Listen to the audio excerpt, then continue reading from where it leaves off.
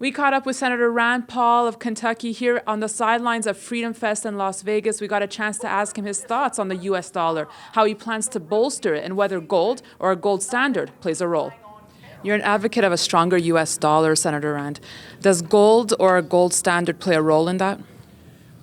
You know, I think we need to think about our currency. I don't know exactly what the answer is. I think we need to think about our currency that once upon a time had a link to a commodity, and I think we should study it. Back in the 80s, they had a gold commission where Ronald Reagan appointed a commission to study whether or not a link to gold would be good. Right now, we have a dollar that's lost 96, 97% of its value over the last 100 years.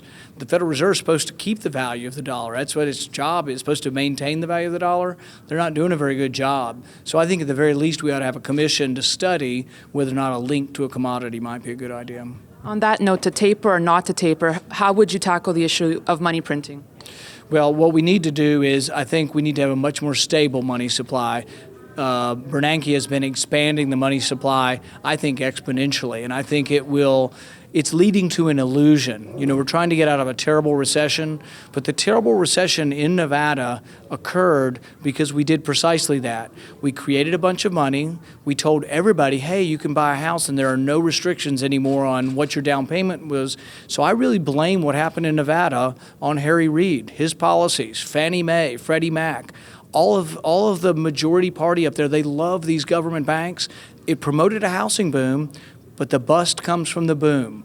We got too far along the way. We had these subprime mortgages. They were all encouraged by Harry Reid, Fannie Mae, and Freddie Mac, and that needs to come to an end. Thank you.